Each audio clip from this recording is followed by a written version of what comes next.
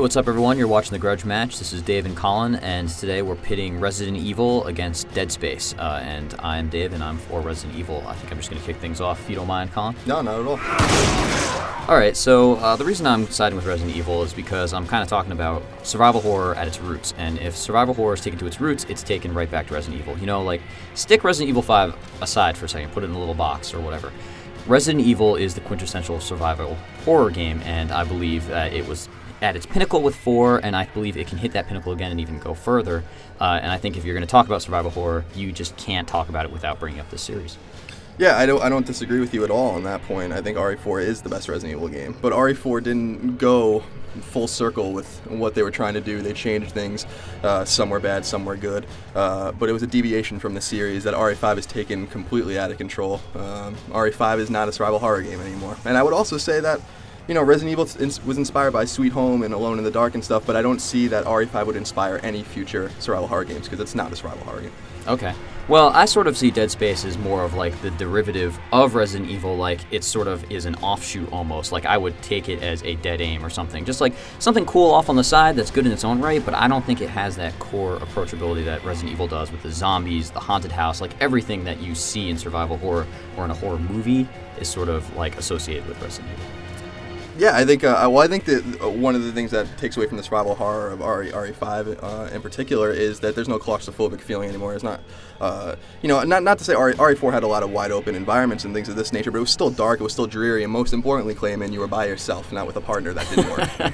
That is true. Being with somebody else makes things a lot less scary. So I think I wanted to talk about the Resident Evil series just in terms of its characters. And I mean, I talked about the haunted house, and you just said the setting being open kind of like ruins the horror experience. But the fact that Resident Evil has this cast of characters that you can sort of identify with over the years that have always been there, sort of been like these people you go back to time after time, and like everybody sort of knows who they are, I think is what makes it such an important, like, you know, landmark in survival horror, because not only is it horror with people constantly dying, you constantly dying, but somehow you can relate to these characters. I didn't see that in Dead Space. Isaac, decent idea, but he's just, you know, he's you, sort of, because you can't see his face.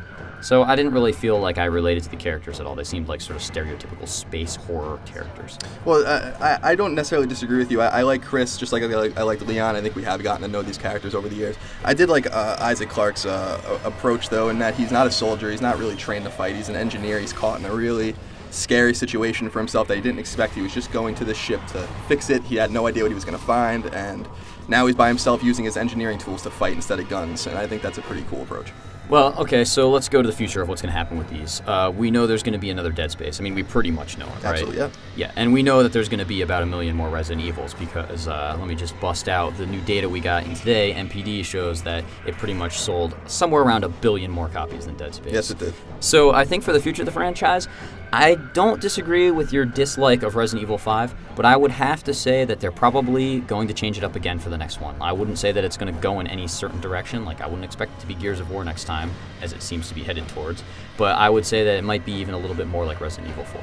Yeah, I think you might be right. I think there's some indications that RE6 will be more like RE4, maybe even games before it. I just, you know, I think RE5's not a bad game. It did a lot of things right. In fact, it did a lot of things that Dead Space did right, too, like the chapter approach, very formulaic approach as far as being able to sit down for an hour or two and play, and then you're comfortable getting up and approaching it the next day. But I'm excited about Dead Space's sequel because I think there's a lot of story left to be told. We don't know what happened to Isaac.